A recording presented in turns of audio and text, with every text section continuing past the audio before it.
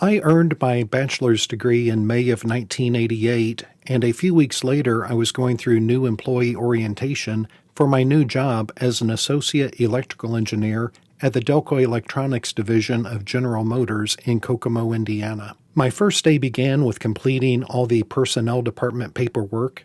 This was back in 1988 when employees were still referred to as people rather than human resources. I was then assigned a mentor who was a highly skilled engineer with decades of experience. He told me his job was to teach me all of the things that engineering students are not taught in college. The very first thing he taught me on my first day was there are always 3 ways to do anything: the right way, the wrong way, and the General Motors way that lies somewhere in between. That was 36 years ago, and as a 22-year-old engineer straight out of college, I had no idea how prophetic his statement really was.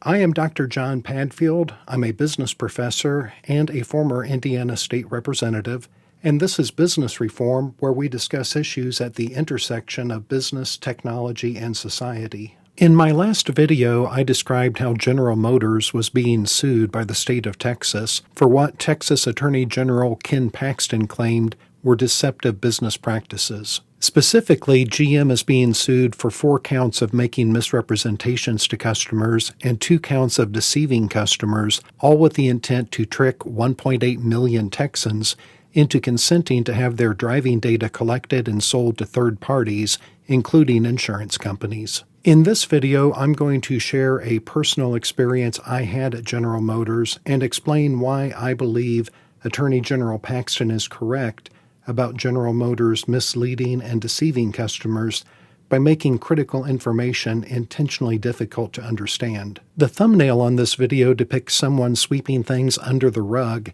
but in all fairness, it would have been more accurate to portray what GM does as taking the easy-to-read truth and hiding it under 3 pounds of legal terminology. By 1989, my job responsibilities included performing forensic failure analysis on certain electronic modules returned under warranty. One day I was handed an electronic module that had been mounted under the dashboard of a prototype vehicle. That module had experienced a catastrophic thermal event while the car was being driven. Just to be clear, it was a prototype module installed in a prototype vehicle driven by a GM employee on a GM test track. The public was never in danger from this module. I conducted a forensic failure analysis on the charred remains of the electronic module that had been returned, and I wrote a report documenting my findings. I then gave my report to my mentor, and he marked it up with a red pen in a way that reminded me of my college English professor. The big difference was, in this case, I was not being corrected for not writing clearly enough. I was being corrected for writing too clearly. For example, my investigation found evidence that a certain pin on a certain integrated circuit had shorted to ground, but he changed that statement to read the pin had developed a low impedance path to ground. To an electrical engineer, these statements are equivalent. Where I had written that the short led to the integrated circuit overheating and combusting, he changed it to operating beyond its thermal design specification and experiencing rapid oxidation. Again, to an electrical engineer, these statements are equivalent. Where I had written the module began to smoke, he changed it to emit carbon particulate matter, and where I had described the plastic housing as having melted, he changed it to experiencing inelastic deformation. I asked him what was the point of rewording the report in such a way. I knew all of the terms that he was using, but I had intentionally written the report in a way that would be easy for a non-engineer to understand it, because many of our managers and directors were not engineers. He explained that every report I write was subject to being found by an attorney during discovery if the company were ever sued, and that I should avoid using words in my reports that might, quote, scare a jury.